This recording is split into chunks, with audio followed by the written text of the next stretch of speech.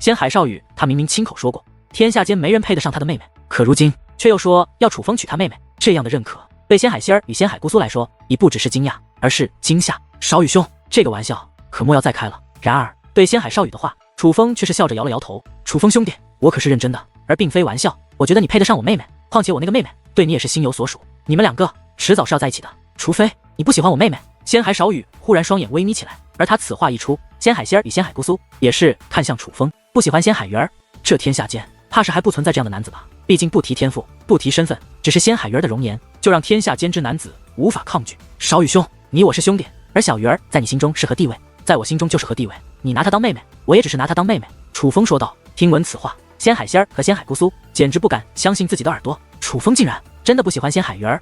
若是如此，那我那个傻妹妹未免有些可怜了。原来她是单相思。不过楚风兄弟，我也理解你，在你印象中，我妹妹还是一个娃娃，你对一个娃娃无感，很是正常，我也能够理解。但我妹妹其实并不是你看到的那个样子，所以你现在先不要下定论，待你日后再见到我那妹妹，再说是否喜欢也是不迟。仙海少羽说道。面对楚风这样的态度，他不仅没有丝毫生气，反而十分理解。至于楚风，也不知如何回答，只是无奈的笑了笑。楚风兄弟，不管你对我妹妹是如何态度，可我仙海少羽永远是你的兄弟。这块令牌收好，日后若有机会经过我仙海天河，必然要来我仙海鱼族一叙。仙海少羽说话间，又取出一块令牌递给了楚风。这个令牌一看就知乃是不凡之物，打造材料就相当珍贵，而这令牌之内还蕴藏特殊的阵法，有了这阵法，就没有人能够伪造这令牌。令牌有两面，正面刻写的乃是仙海鱼族4个字，而背面则是写着仙海少羽只有4个字。这个令牌有何作用，是何分量，不用旁人说，楚风已是知晓。楚风小友，这令牌乃是我族长亲自为少主殿下定做，手握此令牌，进入我仙海鱼族领域，不仅可享受上宾之礼，还可调遣我族族人贴身守护，哪怕我族长老见到这块令牌都要行礼问候。当初做了10块，但至今为止少主殿下只送出了1块，这块令牌便是你手中这1块。仙海姑苏说道。唯一1块，尽管早就知道这令牌的分量，可是当仙海姑苏说完之后，楚风才知道他还是低估了这令牌。少羽兄，这礼物未免太重了。楚风此时手握令牌，是真的感觉这份令牌的重量有些过于沉重。这已不仅仅是令牌本身拥有的东西，而是仙海少羽将如此珍贵的令牌赠予自己，这份情谊的重量比之令牌本身更让楚风为之动容。楚风兄弟，这种话就不要说了，做兄弟在心中无需多言。仙海少羽说完此话，便对楚风抱了抱拳。楚风兄弟，后会有期，后会有期。楚风也同样回以一礼，之后又与仙海仙儿以及仙海姑苏一一告别。接着楚风眼睁睁地看着仙海少羽在他的面前运用至宝开启了一道结界门，结界门的另一端就是那浩瀚无边的星空。仙海姑苏与仙海仙儿与仙海少羽3人踏入星空之后，那结界门便关闭了。楚风不知道他们要如何跨越无尽星空，穿越无数世界，返回仙海天河，但他们所使用的手段必然超乎寻常。仙海少羽等人走后，楚风内心十分复杂，这种感觉就好像一个底层的穷小子忽然结识了富可敌国的少爷，并且他们2个还定下了一个相同的目标。虽然对方认自己为兄弟，可楚风却也不得不承认他与对方的差距。但楚风知道他必须要追赶上仙海少羽，必须缩小这差距，如若不然，他拿什么去斗那强大到不可估量的7届圣父，拿什么去救他的母亲？楚风，你可真是任重而道远啊。楚风笑了笑，此时他感受到了压力，但这压力却也让楚风变得兴奋。这股巨大的压力必然会成为楚风前行的动力，况且眼下也是有值得开心的事情，那就是帮仙海少羽抗下了那恐怖的力量后所得到的收获，那能够增强自己血脉之力的力量已经彻底进入楚风体内，并且正在与楚风的血脉之力融合。隐隐间，楚风甚至感受到了突破的感觉。也许当这力量彻底融合之后，不仅能让自己的血脉之力变得更强，楚风还有机会增强1品修为。虽然1品修为不算什么，可至少距离可以进入卧龙武宗更进一步，这恰恰是楚风目前所最希望发生的事。这感觉，可忽然楚风又是神色一动，他发现乾坤袋内的那颗麒麟蛋有了异动。楚风赶忙将麒麟蛋取出，发现麒麟蛋竟然不断闪烁光华，那种感觉就像这颗蛋内之物就要脱壳而出。想一想那黑龙所说之话，楚风对于这颗麒麟蛋哪敢怠慢，赶忙严阵以待。他必须在这蛋内之物破壳而出后，就立刻将其驯服，如若不然，可能不好控制。说轻了，他若直接走了，倒也罢了；若是严重点，他的力量超越楚风自身，将楚风吃掉，那可就惨了。尽管这是一个新生之物，可他的力量却难以估量。至少此时蛋内所释放出的力量，让楚风也是感觉有些忌惮。安静了，可很快，楚风发现那麒麟蛋安静了下来，这蛋恢复往常模样，看不出一丝异常，也感受不到破壳而出之感。可先前的情况仍让楚风感到有些不安。楚风将这颗麒麟蛋收好之后，便回到了七阳山脉。当汤臣大师等人发现楚风归来后，便也放下心来。而汤臣大师也很好奇仙海姑苏他们的身份，毕竟仙海姑苏那一眼就让汤臣大师感受到了前所未有的威胁。因为告别之前，楚风与仙海少羽他们闲聊的时候，曾询问过仙海少羽他们可否将他们的身份告知朋友，而仙海少羽没有拒绝，所以楚风倒也没有隐瞒，而是将仙海少羽他们的身份告知了汤臣大师三人。什么？你说他们是仙海鱼族的人？果不其然，汤臣大师是知晓仙海鱼族的。如若不然，此时的表情不会如此惊吓。楚风还是第一次看到汤臣大师露出这样的表情。仙海鱼族是什么来头？向来沉默寡言的于婷此时很是好奇。此时楚风没有说，反而是汤臣大师讲述起关于仙海鱼族的事情。相比于楚风，显然汤臣大师更加了解仙海鱼族，甚至通过汤臣大师的讲述，楚风对仙海鱼族也是有了全新的认可。仙海鱼族据说是远古时期的后裔，但拥有的乃是当代修武者的血脉。总之，这个家族传承多年，历史悠久。仙海天河一直以来都是由仙海鱼族统治，他们的血脉之力更是强悍至极，被誉为是凌驾于天级血脉之上的血脉之力。因此，仙海鱼族在整个浩瀚修武界都是名声赫赫。仙海鱼族的影响力绝对不只是在仙海天河内，在整个浩瀚修武界，哪怕各方天河之主，也少有人敢得罪仙海鱼族，就莫说其他势力了。简单的说，仙海鱼族可以说是远古之后整个浩瀚修武界最强的势力之一。楚风，你真的确定他们就是仙海鱼族的人？汤臣大师讲述之后，又再度对楚风问道。从他的表情，楚风就能看得出来，他在恐惧什么？的确是仙海鱼族，不过前辈放心，他们乃是我的朋友，不会对我们不利。楚风说道。老夫愚钝，先前竟然顶撞了那位大人。汤臣大师终于说出了自己的担忧，他的担忧就是先前顶撞了仙海姑苏。前辈，您放心吧，这件事已经过去了，他们不会找您麻烦。相比于仙海鱼族，我们可能真的要担心另外一个势力。楚风说道。另外一个势力？难道说除了仙海鱼族，还有其他庞然大物来到了我圣光天河？汤臣大师问道。有，化魔一族，前辈可曾听过？楚风问道。化魔一族？听过，那可是整个浩瀚修武界都令人闻风丧胆的势力，他们来到了我圣光天河。当听闻化魔一族的名字，汤臣大师的不安之色明显更盛。不过这还只是开始。当楚风将化魔一族的事情讲述过后，汤臣大师已是眉头紧锁，并且沉默不语。良久之后，才忽然说道：“你们必须尽快离开圣光天河。”师尊，我们是要逃吗？袁术问道。必须逃，那种势力不是你们能想象的，也不是你们该面对的。汤臣大师说道。汤臣，你怎如此胆小啊？可就在这时，又有一道身影进入禁地之中，这位乃是牛鼻子老道。牛鼻子老道在楚风回来的时候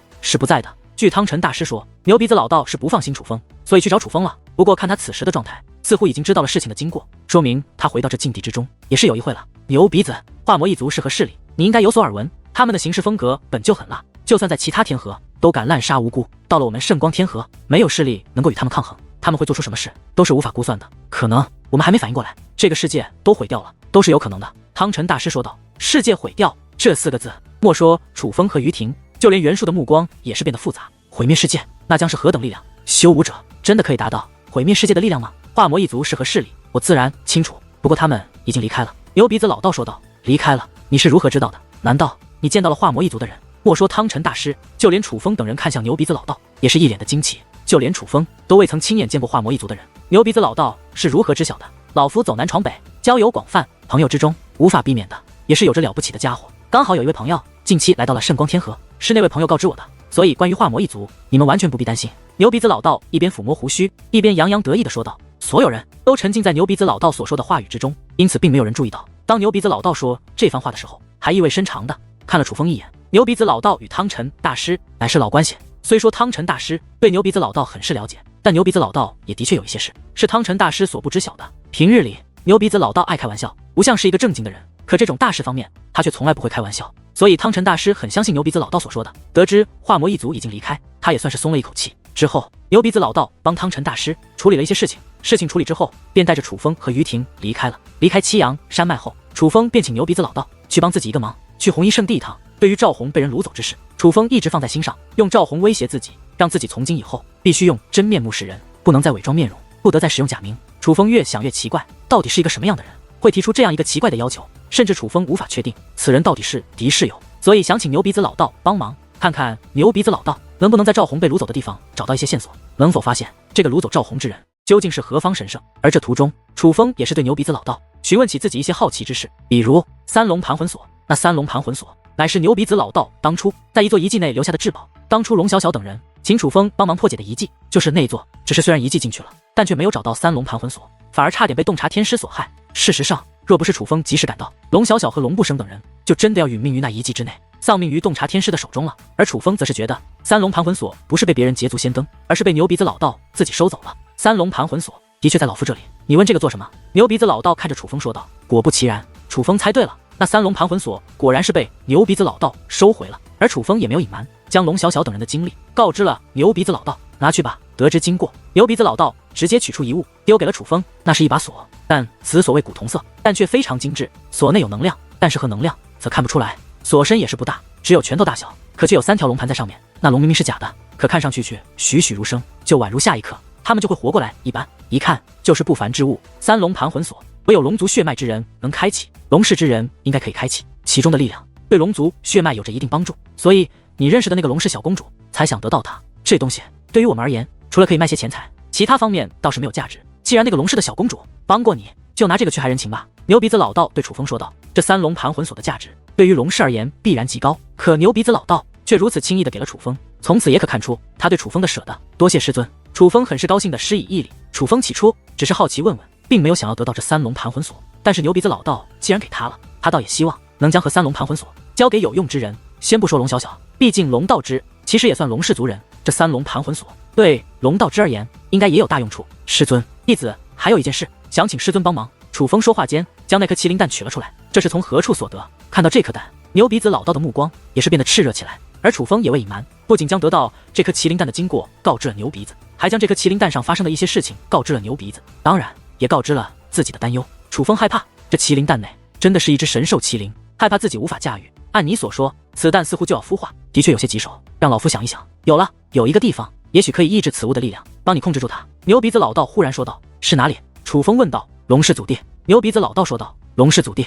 听闻这4个字，楚风一愣。龙氏祖地，只听这名字也知道是与龙氏有关。龙氏祖地乃是一座特殊之地，那里的力量有些不同，老夫曾感受过。而根据龙氏所说，那乃是真龙之气。据说如麒麟这种厉害的兽类，若想进行束缚，就需要运用兽类的力量才行。真龙之气应该可以，你若想对其进行束缚，就需要布置阵法。但在龙氏祖地内运用真龙之气布置，应该效果更佳。虽然不能确定一定有效，但至少可以一试。你不是刚好也要将那3龙盘魂锁交给那龙氏小公主吗？正好我们就走一趟。不过人情可以光明正大的，进龙氏祖地可就要偷偷的了。那种地方对于龙氏而言乃是重中之重，绝对不可能让我们这些外人进去的。牛鼻子老道说道。好，一切都听师尊的。楚风很是欣喜的说道。虽然牛鼻子老道平时看上去很不靠谱，但楚风知道他做起事来其实非常的可靠。之后楚风3人先来到了红衣圣地，只是哪怕牛鼻子老道出手，也是没有发现那得个掳走赵红之人的线索。无奈之下，楚风也只好继续遵从那位神秘人命令他做的事，那就是必须以真面示人。红衣圣地此行无果之后，牛鼻子老道3人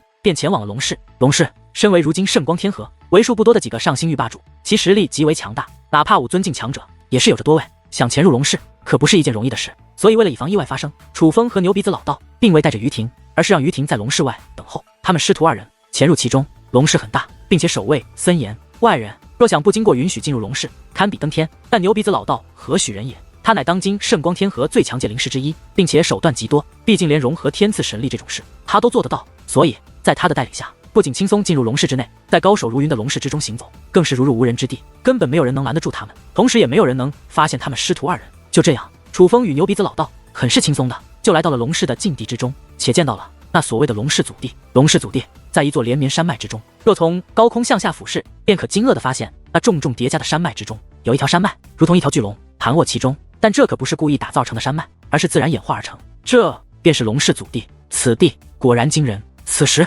楚风与牛鼻子老道立于虚空之上，哪怕没有进入那龙氏祖地，可楚风却已然感受到了那超乎寻常的气息。那龙氏祖地明明只是山脉演化而来，可无形间竟然散发着一股威压，那可不是寻常的修武者的威压，那更像是一种猛兽与生俱来的威压，不怒自威的威压，不仅惊人，若想进去难度也是极大。在楚风感叹之际，牛鼻子老道也是忽然开口。师尊，想进去很费力吗？楚风问道。何止费力，似乎凭借我们自己的手段想直接进去，短时间之内根本做不到啊。老夫也是低估了这龙氏祖地了。牛鼻子老道说道。师尊，那我们当如何做？楚风虽然意识到了这龙氏祖地的难以进入，但却也从牛鼻子老道的话语之中听出了，其实牛鼻子老道是有方法的，方法总是有的。既然咱们师徒2人凭借自身本事想进入这龙氏祖地如此之难，那就只能从龙氏内部打探方法了。走。牛鼻子老道说话间便带着离开了这片禁地，而是向龙氏高层的方向行去，最终来到了一座恢宏的大殿之前。这恢宏的大殿立于云端之上，不仅金碧辉煌，在层层白云的衬托之下，宛如一座仙宫。虽然是位于云端之上，可想要进入这里却也是极为困难。这里也同样是龙氏禁地，莫说外人，哪怕龙氏族人也唯有拥有一定身份的人才能进入此地。这样的地方自然是守卫森严，可牛鼻子老道进入此地依旧是轻松无比，无论是何种结界，对他来说都是如同虚设。甚至楚风都还未发现那结界，那结界就已被牛鼻子老道随手破解了。跟着这样的牛鼻子老道，楚风安全感十足，毕竟这里可是龙室啊，能在龙室来去自如，足以看出牛鼻子老道的戒灵之术是何其厉害的。甚至楚风有些怀疑，牛鼻子老道的戒灵之术是否真的只是龙变五重？师尊，龙变五重真的强大至此吗？怎么龙室的层层守卫对您来说跟没有一样？终于，楚风忍不住问出了心中的好奇。龙变五重自然厉害，你师尊我当年就是凭借这一境界稳坐圣光天河第一届灵师宝座的。当然，戒灵师的境界和修武境界一样，也要分人。你师尊我的戒灵之术，自然不是其他人能够学得来的。牛鼻子老道说道。我怎么觉得师尊的戒灵之术不仅仅是龙变五重那么简单？楚风露出了狐疑的目光，看来老夫的戒灵之术真的已经达到了一种超乎常人的境界，如若不然，也不会让我这位戒灵师天才弟子都搞不清楚我的境界了。牛鼻子老道很是得意的说道。师尊，你没骗弟子吧？你真的是龙变五重吗？楚风问道。骗你干嘛？若不是龙变五重，老夫早就去找悟道圣尊那个老家伙算账了，还至于隐姓埋名吗？牛鼻子老道说道。那倒也是，这样看来师尊当真是天纵奇才。楚风笑着说道。好了，别拍马屁了，在这里等着我。牛鼻子老道说话间，手臂一扬，一道隐藏结界单独落在了楚风身上。师尊，您不让我陪您进去？楚风问道。里面高手多，你还是在这里等着吧，这里更安全。牛鼻子老道说道。师尊，您看得到里面有什么人？楚风问道。他也尝试用天眼观察过那大殿，可大殿内的结界历史悠久，且仅为强横，楚风的天眼也是无法洞穿。可是听牛鼻子老道的话中之意，他似乎已经知晓那大殿之内究竟有什么样的人了。猜测。牛鼻子老道嘿嘿一笑，随后便转身离去。在楚风的注视下，牛鼻子老道并未开门，而是隔着墙就进入了那宫殿之中，还说看不穿。楚风眉头微皱，觉得自己被骗了。那结界让楚风看穿都无法做到，可是牛鼻子老道竟然身体都轻松穿过。要说他看不穿那宫殿的结界，看不到宫殿内的情况，楚风是不信的，总觉得我这个师尊比我想象的还不简单。难道这就是曾经圣光天河最强戒灵师的手段吗？楚风依旧觉得牛鼻子老道的实力比他想象的还要厉害。先不说他能够帮助楚风融合天赐神力，单单是今日牛鼻子老道所展现出的种种手段，都让楚风叹为观止。甚至可以说，那根本不算是牛鼻子老道的手段，因为那一重重让楚风无能为力的结界，对牛鼻子老道而言，皆是如同虚设。正因牛鼻子老道展现的实力太强，才让楚风有些怀疑牛鼻子老道是不是隐藏了实力。哪怕他已经明确说过他并未隐藏实力，可楚风仍觉得这个牛鼻子不太可信。也正因牛鼻子老道太过利奥的，所以哪怕他只身踏入了那高手众多的龙氏大殿之内，楚风也丝毫不担心。楚风觉得他必然可以安然归来。果不其然，过了大概半个时辰，牛鼻子老道便从那大殿内走了出来。他不仅安然归来，还兴高采烈，一张老脸之上笑的褶子跟包子一样堆叠到了一起。我的好徒弟可能就是天意，龙氏祖弟我们可以进入了。牛鼻子老道很是高兴的说道。师尊，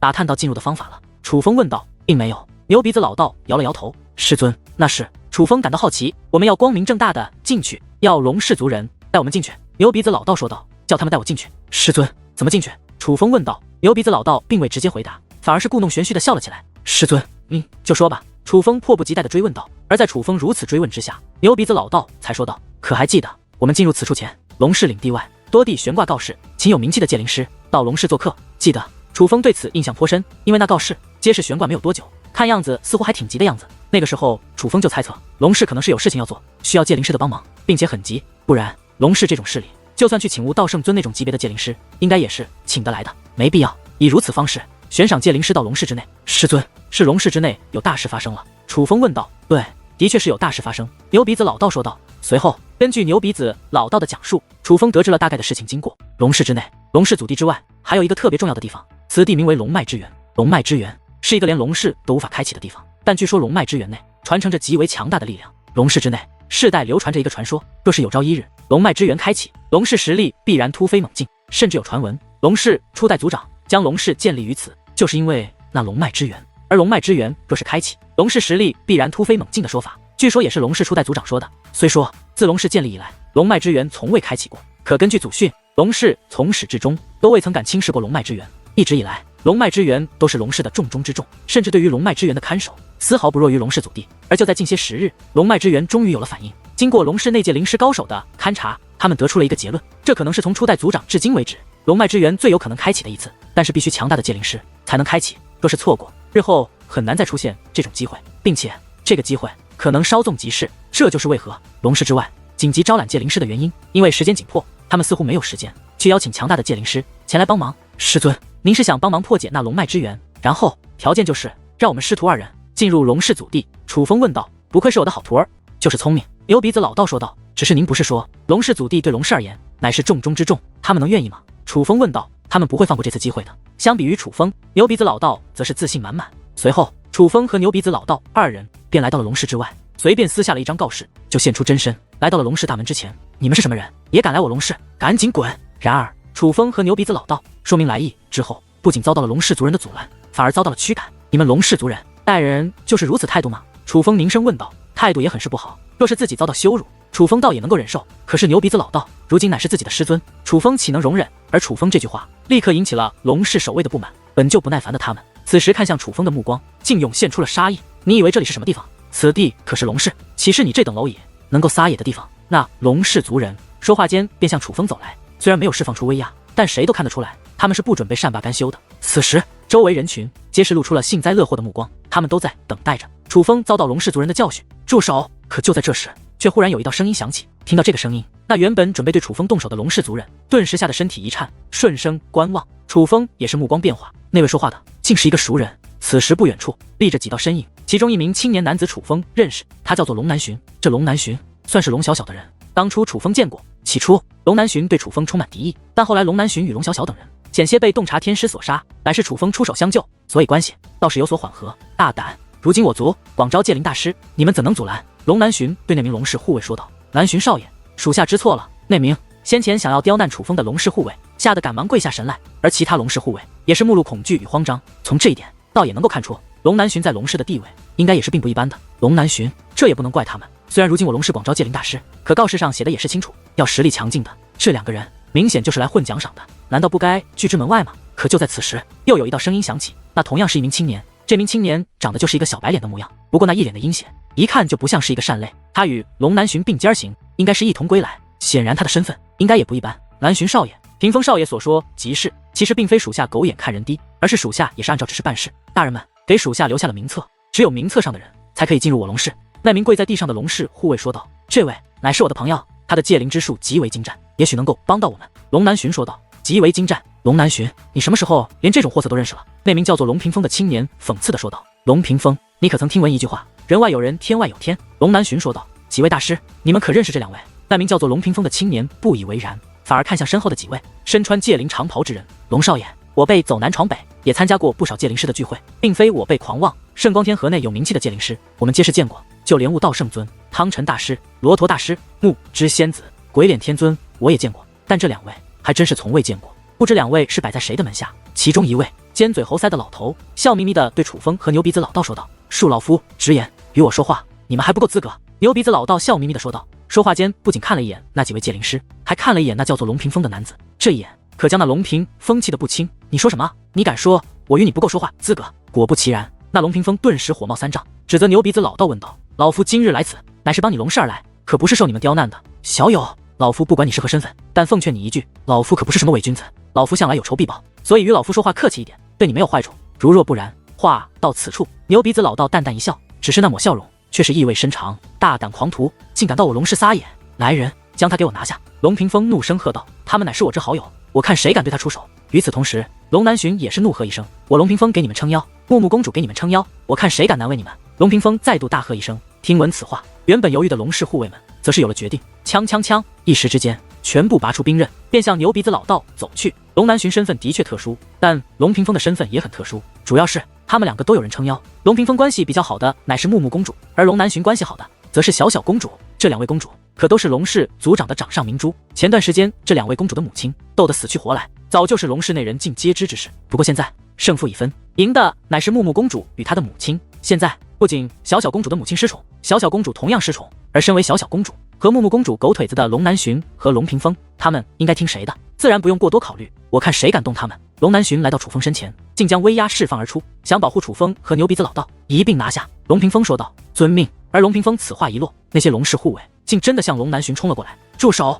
可就在此时，却有一道苍老的声音响起。顺声观望，一道金色祥云正自远处飘落而来，而那祥云之上立着多道身影，那些老者负手而立，个个气息不凡，宛如仙人一般。而他们可都是龙氏的太上长老。拜见太上长老大人。见到这几位太上长老出现，先前还耀武扬威的龙屏风也是赶忙跪地施礼。至于在场的其他龙氏族人，包括龙南巡在内，也同样不敢怠慢。此时龙南巡眉头紧皱，若是只是这些护卫，他还真不放在眼里，可是太上长老若要为龙屏风撑腰的话，他还真是没有办法了。可是就在此时，令人诧异的一幕发生了。只见那几位太上长老飞身落下之后，并未理会龙屏风和龙南巡等人，而是径直地走到了楚风与牛鼻子老道面前。楚风小友，这位大人，你们怎么来了？那几位太上长老一脸的高兴，那个模样就像是看到了救星一般。而他们此话一出，龙南巡等人一脸茫然，可那龙屏风可就是面如死灰，暗叫不好。这几位太上长老不仅身份超然，实力更是强横，尤其是那位此时率先与牛鼻子老道和楚风说话的这位，他叫做龙断，实力极强，乃是一位武尊境高手。这样的实力在龙氏太上长老之中也算是名列前茅的存在，而在眼下这些太上长老之中更是一位最强的存在。尽管眼下出现的太上长老个个令人敬畏，但人们最敬畏的便是这个龙断。只是这龙断平日里性格霸道，与族内人交谈都是沉默寡言，几乎很少看他露出笑容。可眼下看到楚风和牛鼻子竟然露出了如此笑容，尤其是那一双发光的眼睛，就好像看到了宝藏一样。这让龙屏风和龙南巡都意识到了一件事，那个牛鼻子必然不简单，如若不然不会让龙断如此招待。你认识我吗？可面对激动的龙断，牛鼻子老道却只是随意的看了一眼，不仅态度傲慢，就连眼神都略带嫌弃。毫不夸张地说，牛鼻子老道对待这龙断的态度和对待龙氏的护卫也没有什么差别，简单的说就是皆未放在眼里。这可让龙氏众人心生愤怒。要知道那龙断可是高高在上的太上长老啊，可谁曾想哪怕牛鼻子老道如此态度，可是那龙断却依旧笑颜不改。龙断这样的态度让龙氏众人心境之余，却也再次确定牛鼻子老道和楚风的不简单，并且这两位的不简单比他们之前想象的还要厉害。但这对于龙屏风以及众位护卫而言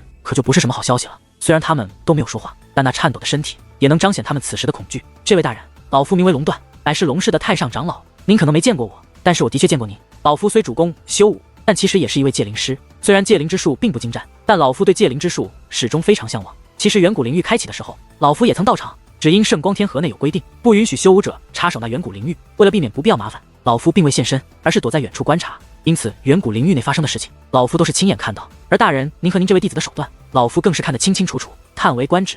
从那时起，就对两位皆是心生敬佩，还想着日后若有机会，必定要当面拜访，交个朋友。不曾想今日大人与楚风小友竟来到了此地，着实是意外之喜呀。那龙断说道：弟子，难道这位就是楚风的师尊吗？龙南巡目光变得明亮，楚风的戒灵之术有多强横，其实他是见识过的。当初他们就都曾好奇楚风到底是师出何门，之所以好奇，乃是他觉得楚风的师尊必然很是厉害。而现在得知那个长相丑陋的牛鼻子原来就是楚风的师尊，这让龙南巡再度看向牛鼻子时也是刮目相看，目露敬畏之色。他知道楚风的师尊必然是极为强横的存在，难怪连龙断这种人物对那其貌不扬的牛鼻子都如此敬畏。而旁人虽然没有像龙南巡那样意识到牛鼻子将是何等厉害的人物，可对于远古灵域是何地也有所耳闻。前段时日远古灵域开启，龙断的确是去了，只是龙断这也是刚刚回来，所以远古灵域究竟发生了什么他们还不知晓。但是听龙断的意思，这两位其貌不扬的师徒两个似乎是在远古灵域做出了惊人之举。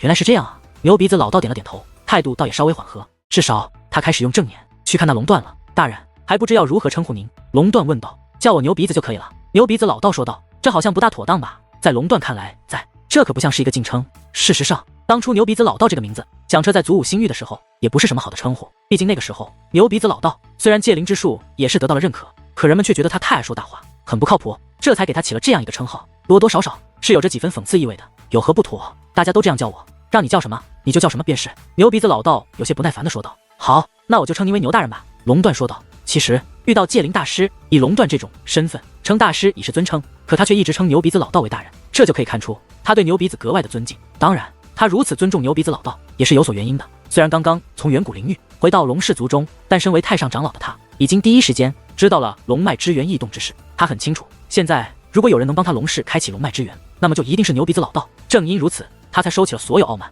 以如此卑微的态度对待牛鼻子老道和楚风。你是此处的太上长老？牛鼻子忽然问道。是，这个几位也都是。大人，让我来为您介绍一下。龙断说话间便想介绍身后的几位太上长老，可牛鼻子老道却不耐烦地摆了摆手。你不用给我介绍他们，我只想知道一件事。牛鼻子老道说道。大人，您想知道何事？龙断问道。你们龙氏好歹在圣光天河也是有些名声，怎么教导出来的后辈如此的狗眼看人低？牛鼻子老道说话间看了一眼那跪在地上头都不敢抬的屏风，同时也扫视了一眼那些先前兵刃相向的龙氏护卫们。谁来解释一下，你们到底对牛大人和楚风小友做了什么？龙断凝声问道。太上长老大人，晚辈知晓。此时龙南巡站了出来，将事情的经过讲述了一番。愚蠢的东西们，真是丢尽我龙氏的脸面，你们还愣着做什么？还不快向牛大人和楚风小友认错？得知经过，龙断便对龙屏风怒喝道。此时本就跪在地上的龙屏风以及在场的护卫赶忙向牛鼻子老道和楚风道歉认错。其实身为龙氏之人，几乎不会向外人跪地认错，哪怕犯错了也不会这样做。只因他们身份高贵。可龙断开口之后，他们哪里敢不遵从？但令人没有想到的是，哪怕已经跪在地上认错，可是牛鼻子老道却依旧面色不改，反而轻蔑一笑后，这才说道：“若是道歉有用，还要规矩作甚？你们龙氏就是如此教育后人的，难怪会如此的狗眼看人低。”牛鼻子老道已是用他那非常明显的态度表现出了自己的不满。你还想怎样？龙屏风很是不悦的开口了。就算他知道牛鼻子老道身份超然，可是他身为龙氏少爷，已经跪地认错，他觉得他能做的已经做到了。若是牛鼻子还不原谅，就是牛鼻子老道的问题。果然没有教养。对于愤怒的龙屏风，牛鼻子老道笑得越发讽刺。而此时的龙断也是明白了牛鼻子老道的意思，于是指着龙屏风等人呵斥道：“愚钝的东西，还敢顶嘴！给我掌嘴！太上长老大人，我……”此时龙屏风都快委屈的哭出来了。对他而言，向楚风和牛鼻子老道认错已是一种屈辱，可现在却还让他当众掌嘴，这让他以后威望何在？愣着做什么？听不到龙断长老的话，除了龙南巡，全部掌嘴。就算没有对这位大人不敬，可袖手旁观也是同罪。此时另外几位太上长老也是纷纷开口。这种情况下，龙屏风等人哪里还敢犹豫？就算再不情愿，也不得不对自己动手。一时之间，如鞭炮一般的声鸣在这威压的龙氏门外响彻，但那却是自掌耳光的声音，是龙氏族人跪在地上自掌耳光。以龙屏风为首的龙氏族人全部跪在地上，抡着胳膊，不断将那有力的手掌甩向自己的脸颊，并且还非常用力。只是短暂的功夫，就已经打得自己头破血流，一张张脸肿得跟猪头一样。这一幕，莫说外人看到感觉内心震荡，就连龙氏族人龙南巡也是情绪复杂。这可是龙氏领地，这可是龙氏门前，能让龙氏族人甚至龙氏少爷在龙氏门前向一个外人跪地认错，自掌耳光，这是何等的威风！可偏偏牛鼻子老道与楚风就做到了。楚风若是可以帮帮小小。于是一道声音映入楚风耳帘，那声音正是龙南巡。而听闻此话，楚风也是心中一紧，他意识到龙小小乃是遇到麻烦了。龙小小他怎么了？于是楚风也以暗中传音的方式回问道：“他现在的情况很不乐观，也许会有生命危险，我们已是无能为力，但也许你能帮到他。”龙南巡说道。此时楚风已经意识到龙小小的遇到了星号凡，只是他没时间询问更多东西，因为龙氏关于龙脉之源的事，龙断等人已是知晓，所以他们也不敢耽搁太多时间。在短暂的惩罚了龙屏风等人后，便是立刻请牛鼻子老道和楚风进入龙氏之中。于是楚风便要求龙南巡与他们同行。按理来说，龙南巡虽氏族内少爷，有些身份，可是对于接下来的场面，他还是没资格参加的。但考虑到楚风和牛鼻子老道此时的特殊性，龙断道也是答应。而在途中，龙南巡以暗中传音的方式长话短说，也是让楚风知道了事情的经过。龙小小的母亲与龙木木的母亲明争暗斗已是多年，最近几年，龙木木的母亲占据了上风，并且前段时间用诬陷手段彻底扳倒了龙小小的母亲。如今，龙小小的母亲被关押在了禁牢之中，每日遭受阵法折磨，苦不堪言。就连龙小小也遭受牵连，如今情况也不乐观。虽没有像母亲那般被关入禁牢，但也被关了禁闭。而龙不生等帮龙小小母亲求情之人，也同样被关了禁闭。这件事影响颇大，牵连了不少人，同时也让人们看到了龙氏族长对待龙小小母女俩的态度。这样下去，龙小小早晚会成为龙氏内的边缘人物。若是龙木木的母亲继续兴风作浪，就算龙小小和他母亲的性命，也可能会迟早不保。毕竟那个龙木木和他的母亲本就都是心狠手辣的人物，他们从一开始就没打算让龙小小母女两个活下去。就如龙南巡所言，如今龙小小的情况很不乐观。得知此事，楚风也是十分苦恼。虽然相识不久，但楚风总不能见死不救。先不说龙小小这个丫头本就给楚风留下了不错的印象，就她那一口一个的恩公叫着，楚风也不能让她白叫。可这里毕竟不是小势力，而是圣光天河内真正的庞然大物。龙氏、龙小小的纠纷，又是关乎族长大人的决策。换句话说，这是龙氏族长的家事，龙氏族人都不敢插手，他楚风一个外人，要如何帮忙呢？这让楚风十分苦恼。就在楚风思考之时，在龙断等人引路下，楚风等人也是再度来到了那座恢宏的云上宫殿前。只不过这一次，楚风不仅可以进去，还是光明正大的进去。此时在这里面仍聚集着龙氏内最顶尖的大人物们，只是进入此处，楚风就能感受到那强大的气场。这里的每一个人都非同小可，甚至每一道目光都如一座无形的山峰，压迫着楚风。不过楚风好歹也是见过世面的人，并没有被这个场面震慑到，反而是仔细观察起来。而最先映入眼帘的，便是主位之上的黑发老者。他长得有些消瘦，可目光却是不怒自威，那种眼神就像是吃人的猛兽。虽然没有释放出任何威压，可只论自身的气场，此人就盖过了在场的所有人。而他便是龙氏如今的主人，龙氏当今的族长龙小小与龙木木亲生的父亲龙傲。进入此地后，龙断便立刻讲述了牛鼻子和楚风的身份，自然也讲述了远古灵域内发生的事情，目的就是想让在场之人知道牛鼻子老道和楚风的重要性。起初那些太上长老都不屑多看楚风和牛鼻子老道一眼，而得知事情经过后，他们也开始重新打量起楚风和牛鼻子老道，就连龙氏族长也不例外。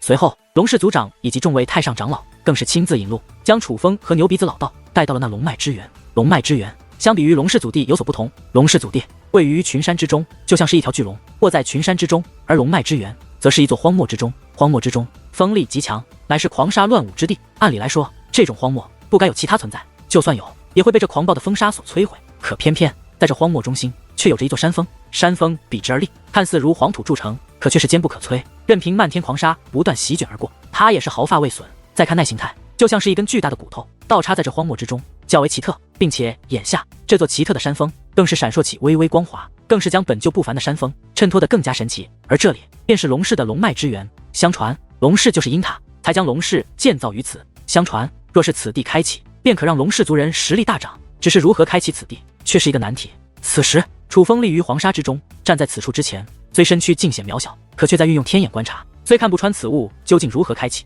但却能够感觉得到此物之内另有乾坤。不过楚风能力有限，除此之外便看不出太多东西了，开启它并不难。忽然牛鼻子老道开口了，他此话一出，龙氏众人皆是面容大变，那是又惊又喜的表情。大师，您所言当真？龙氏族长更是开口问道，话语之中都难掩他此时的喜悦。这个难住了龙氏众高手的地方，牛鼻子老道当真有办法开启。若真的开启，那他龙氏搞不好将走上全新的巅峰，完全不成问题。虽有些麻烦，甚至有些危险，但老夫可以开启。牛鼻子老道很是自信地说道。大师，那就有劳您了，需要什么您尽管说，我龙氏全族必然全力配合。至于酬劳，我们也绝不会亏待大师。龙氏族长说话间，还为牛鼻子老道讲述起了他们准备的酬劳。说真的，龙氏还真没有玩虚的，他们所准备的酬劳的确价值不菲，分量极重。可牛鼻子老道却是一副毫不关心的模样。终于他听不下去了，还不待龙氏族长说完那所有酬劳为何物，他便开口了。好了，别说了，你们准备的酬劳老夫都没兴趣。牛鼻子老道说道。没兴趣。楚风此话一出，在场的所有龙氏族人都是神色一凝，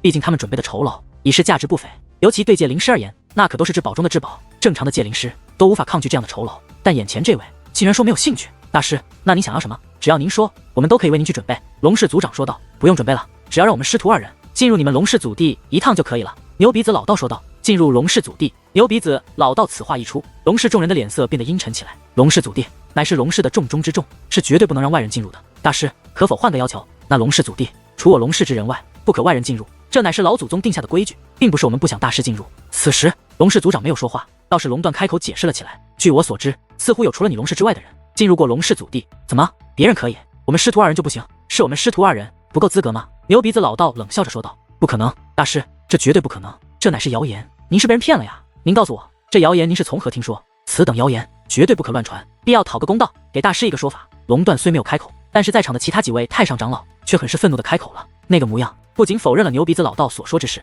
甚至还要追究下去。可是对于他们的表现，牛鼻子老道却是微微一笑，说道，看来龙氏毫无诚意，既然如此，那老夫就告辞了。凡儿，我们走。话罢，牛鼻子老道大袖一挥，就准备离开，而楚风也紧跟其后。大师，请等一下。见状，龙氏族长则是赶忙开口。此时他尽显慌乱，先不说现在绝对不能让牛鼻子离开，其实他自己也知道牛鼻子老道没有说谎，那也不是谣言。在此之前的确有人进入过龙氏祖地，那个人就是曾名扬圣光天河的诸葛元空。可此事除了诸葛元空之外，只有他龙氏高层知晓，此事对外乃是保密，按理来说外人不该知道才对。但不管怎么说，现在这件事已经传了出去，他就算追究，但现在至少也不是追究的时候。大师，龙氏祖地乃我族重中之重，您若要进去不是不可以，但我需要陪同进入，不知可否？龙氏族长说道。他此话一出，龙氏众位长老虽惊讶，但却也能够接受，毕竟相比于龙氏祖地，如今开启这龙脉之源更为重要，这可是关乎他龙氏未来的大事。可以。牛鼻子老道说道。徒弟，你不是要去拜访朋友，你先去吧，这里暂时不需要你。忽然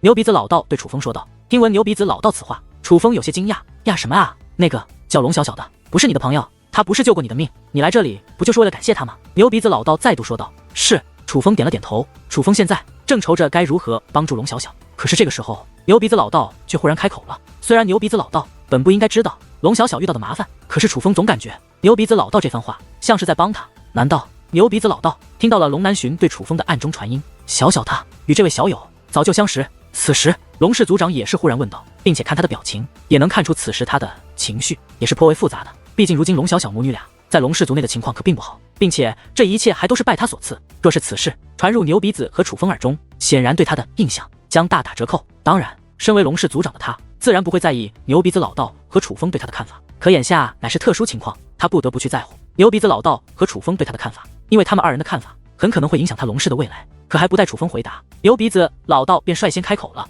是啊，我的这位弟子不仅认识族长你的女儿还救过我弟子一命，他们两人更是要好的朋友。你可要知道，其实开启这龙脉之源是非常危险的，搞不好会有生命危险。我答应帮这个忙，一方面是我想进入龙氏祖地，但最主要的原因也是想还你女儿一个人情。没办法，弟子欠下的人情，当师尊的也应当还。你说是不是？牛鼻子老道说道。是，大师所言极是。龙氏族长连连点头，虽然强掩情绪，但楚风却也看得出他的尴尬。毕竟牛鼻子老道这番话说的已经够明显了，他们愿意帮忙，酬劳只是一方面，龙小小才是关键。言外之意，若是龙小小遇到了什么麻烦，他们可就不会帮这个忙了。楚风，去见见你的救命恩人吧，这里交给为师就可以。准备就绪后，为师就叫龙段长老去通知你。牛鼻子老道再度说道。好，听从师尊的安排。楚风说完此话，便看向龙南巡。南巡兄，有劳你带路了。只是楚风此话说完，龙南巡不仅没有行动，反而连话都不敢说，就好像在恐惧什么。楚风知道他在恐惧什么，毕竟如今龙小小情况特殊，若没有龙氏族长发话，谁敢为楚风引路？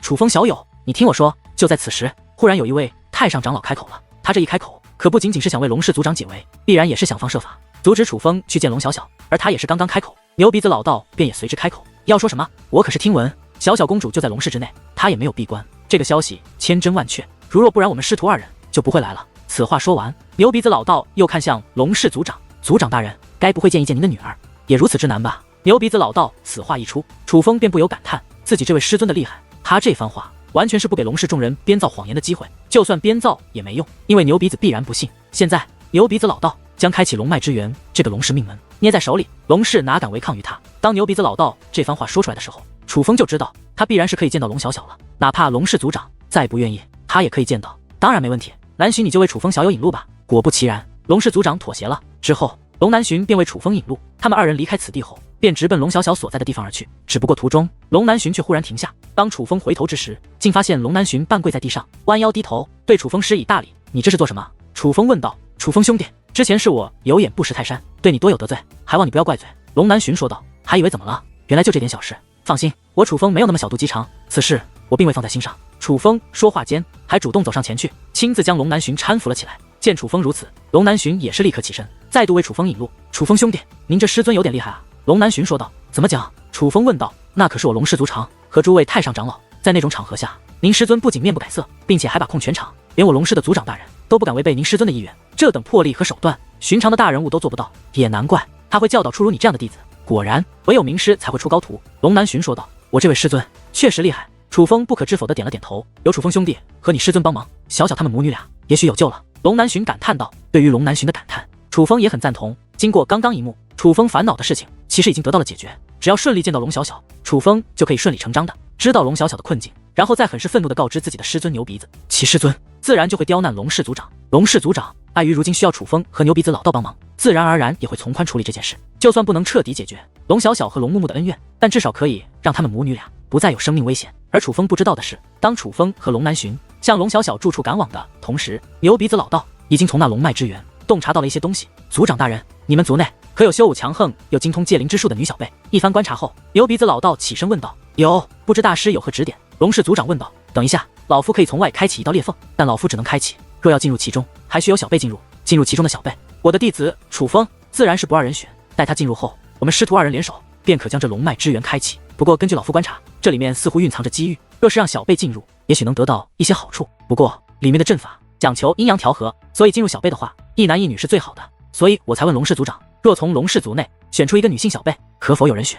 牛鼻子老道问道。那进入其中可有危险？龙氏族长问道。放心，有我和我的弟子在，不会有危险，只会有好处。牛鼻子老道说道。有一个极佳人选。龙氏族长说道。可是龙小小？牛鼻子老道问道。小小虽各个方面也都符合要求，可若说戒灵之术，却还差了一些。除了小小外，倒是有一个更加的人选。龙氏族长说道。是谁？牛鼻子老道问道。是我的另一个女儿，龙木木。龙氏族长说道。龙木木，不知这位木木公主有多优秀？难道真的比小小公主还要优秀吗？牛鼻子老道有些怀疑地问道。当然。然而对于牛鼻子老道的怀疑，龙氏族长却一口否认。随后龙氏族长便亲自为牛鼻子老道讲述起那龙木木的种种优点。从话语之中，牛鼻子老道也听得出来，龙氏族长对那叫做龙木木的喜爱。听龙氏族长的意思，若是真的有这样一个机会，他是非要交给这龙木木不可了。至于龙小小，根本没有机会。为了让龙木木进入，龙氏族长还多次拿龙小小做对比，无一例外，这对比的结果都是龙木木更胜一筹。只要族长大人心中有人选便好，去通知这位公主准备一下吧。牛鼻子老道说道。大师，直接将小女叫过来吗？龙氏族长问道。虽说他是龙氏之内高高在上的统治者，可此时他对牛鼻子老道却也是十分敬畏。如若不然，他他也不必大费口舌的讲那么多，让牛鼻子老道觉得龙木木进入其中更合适了。那倒不用，我若想开启一道裂缝，也要一些时间，先叫他准备一下，不要乱跑，待得需要他和楚风来的时候，通知他们即可。牛鼻子老道说道。好，听从大师安排。龙氏族长此话说完，便立刻派人去通知那龙木木。而此时，楚风跟着龙南巡也终于来到了龙小小的住处。不得不说，龙小小的住处还是非常不错的。虽在龙氏之中，但他的住处却是一个极为辽阔的领域。这里山川江河应有尽有，简直可以用无边无际来形容。而这里的一切都是属于龙小小的。要知道，这可不是重新开辟出的世界，而是真正的领土面积。龙氏内族人如此多，龙小小一个人就占据了如此辽阔的面积。从这也可以看出，龙小小之前的确是得宠的，但那也真的只是从前了。因为如今这片领域虽然仍归属龙小小，但却已经被封锁。龙小小虽然可以在这里自由活动，但却也只能在这个属于他的领域内活动。想要离开这里是根本行不通的，并且楚风能够感觉到封锁此处的人实力极强。虽然他们都并没有现身，可靠近这里之前，楚风就已经感受到了数道强大的气息。那气息就像是一种警示，不得靠近此地。而楚风根据气息猜测，此地就算没有5尊境强者镇守，但这里很可能也有至尊巅峰或者接近至尊巅峰的存在。如若不然，不可能给楚风如此压力。站住！就当楚风和龙南巡刚刚踏入这片领域之际，便有一道浑厚的声音自远处炸响，紧接着一道身影也自不远处浮现，开始向楚风和龙南巡飞掠而来。那是一名老者，可能是为了警告楚风和龙南巡。这位老者出现的那一刻，就释放出了他完整的气息，而他的修为也是极强，乃是一位8品至尊。不过值得一提的是，当楚风和龙南巡同时出现后，正常来说，身为龙氏族人，应该更多的将敌意落在楚风的身上，但这位老者却并没有如此。从他出现那一刻开始，他的目光就一直盯着龙南巡，并且目光之中满是不善之意，那种眼神根本不像是看待同族之人，更像是在看待敌人。而楚风注意到，龙南巡看到这位老者，目光之中竟也充满了厌恶。只是简单的2道目光，楚风就可以判定，他们2人虽是同族之人，但应该是敌对关系。龙南巡，警告过你多少次了，此地你不可以来，你是非要老夫将你关押起来，或者给你一些教训，你才能长记性吗？果然，那位老者飞落到楚风与龙南巡近前后，便用极为凶狠的语气对龙南巡训斥起来。林涛长老，我可是听闻族长大人只是不让小小公主外出，可却并没有听闻连族内好友前来探望都不允许，您这样做是不是有点不妥？面对着气势汹汹的林涛长老，龙南巡倒也并不畏惧。哟，龙南巡，你这胆子见长啊，竟然敢这么与我说话了。林涛长老的目光有所变化，而只是他简单的一句话，楚风就意识到之前的龙南巡面对这位林涛长老应该是没有今日这种底气的。我们把守于此，皆是奉族长大人命令行事，至于我们，便是质疑族长大人。龙南巡，你是真的活得不耐烦了吗？那林涛长老此话说完，双眼微眯，自其眼中闪过一抹阴冷。猛然间，闷声炸响，自其体内释放出了威压，磅礴的威压如巨浪一般冲击着楚风与龙南巡。当然，他并未真的出手，若是真的出手，凭借他的实力，其实完全可以用威压将楚风和龙南巡抹杀。他其实也清楚，就算再不喜欢龙南巡，可也总归要有一个度。他此时不过是在惩戒龙南巡的同时，也想稍微吓一吓龙南巡。所以这威压不仅没有伤到楚风和龙南巡，甚至都没有束缚住楚风和龙南巡的身体。只是当这威压释放而出后，那林涛长老的目光却是又有了变化。平日里，他若释放出如此威压，龙南巡早就吓得屁滚尿流，赶紧走开了。可今日，龙南巡不仅没有逃脱，反而面色不改，这让他很是诧异。龙林涛，你真的以为你依仗木木公主就能肆意妄为了吗？你就知道小小公主会一直这般的事？龙南巡凝声问道。而听到这里，楚风才终于知道为何他们是敌对了。原来这林涛长老是那龙木木的人，想必所有负责把守此地的人应该都是龙木木的人。龙木木的人负责看管龙小小。楚风意识到龙小小如今的处境可能比想象的还不乐观。老夫向来只听命于龙氏，只听命于族长。龙南巡，你质疑老夫可以，但不可质疑族长大人。你质疑族长大人已是死罪，若不是看在你爷爷的面子上，我现在就可以直接将你处死。你现在立刻消失在老夫视野中，老夫可以当你没有来过。你若再不走，休怪老夫不客气。林涛长老恶狠狠地说道。果然，他没有直接对龙南巡出手，还是在忌惮一些东西的。听命于族长大人。此时，龙南巡冷笑一声，这才继续说道：那我就告诉你，我今日来此就是族长音乐。族长大人音乐。听闻此话，那林涛长老竟不怒反笑，他不仅收起了威压，反而站在原地仰天大笑，笑声震荡，他丝毫不怕有人听到，笑的是如此的猖狂和嚣张。最重要的是，那笑声中的嘲讽，那等嘲讽之意，所有听到这笑声中的人都能够感受得到。笑，龙林涛，你给我睁开狗眼仔细看看，这是什么？突然间，龙南巡大袖一挥，将一块令牌取出，对准了那林涛长老的脸。那令牌乃是龙氏族长的令牌，乃是刚刚龙氏族长让龙南巡为楚风带路时交给龙南巡的。你是从何拿到这块令牌？那先前气焰嚣张的林涛长老此时傻眼了，这令牌独一无二，根本无法伪造，所以他知道这就是龙氏族长的令牌。可是族长令牌如此贵重之物，怎会落到龙南巡手中？莫说龙南巡，就算龙南巡的爷爷也没资格拿到这种令牌才对。对于林涛长老的不解，龙南巡并未直接回答，而是说道：见令牌如见族长本尊，还不速速下跪？尽管很不情愿，可是那灵涛长老还是立刻跪在了半空之上。不仅如此，此时这原本除了他们3人，便没有其他身影的虚空之上，开始一阵蠕动。紧接着，在灵涛长老的身后，开始涌现出其他身影。眨眼的功夫，便有数百道身影浮现，他们都是负责看守龙小小的人。之前，他们一直隐于虚空之中，未曾露面，可现在，他们却不敢不露面。这可不是龙南巡的威慑力，而是那块令牌的威慑力。此时，这些人全部跪在半空之上，连头都不敢抬一下。他们是在等待着命令，哪怕再不喜欢龙南巡，甚至看不起龙南巡，可是只要龙南巡有族长大人的令牌在手，就算是任何命令，他们都必须执行。这就是族长令牌的威慑力。灵涛长老，正所谓风水轮流转，你莫要以为木木公主能保你一辈子。小小公主终究是族长大人最疼爱的女儿。龙南巡说道：“南巡少爷，老夫待人把守于此，乃是族长大人命令，我可从未难为过小小公主，我也没有那个胆量啊。”那灵涛长老的语气发生了天翻地覆的变化，先前还高高在上，此时竟如此卑微，而这都是龙氏族长那块令牌的威慑力。小小公主现在何处？龙南巡问道。之所以要这样问，乃是龙小小的领地很大，说这里是一个国度也毫不夸张，而龙小小又不是一个安分的丫头，不可能一直乖乖待在自己寝宫之中，因此龙南巡才特意询问，为的就是想第一时间找到龙小小。南巡少爷，几个时辰前，我巡查之时在望月亭看到过小小公主，只是现在不知小小公主是否还在。其中一位长老说道。得知此消息，龙南巡也并未多言，而是直接带着楚风离开此地，向着领地深处行去。龙南巡一直面容严肃，直到觉得已经远离那些长老的感应范围后，才忽然露出了笑容。那笑容是如此的得意，简直如孩子一般天真痛快，太爽了！这些狗东西依仗着龙木木母女俩得势，这段时日完全不将我放在眼里，今日总算出了一口恶气。楚风，这还多亏了你。龙南巡握着那块令牌，却又很是感激地看着楚风，都是为了小小公主。楚风说道。龙南巡不可置否地点了点头，随后更是加快了前行的速度。其实他比任何人都要担心龙小小。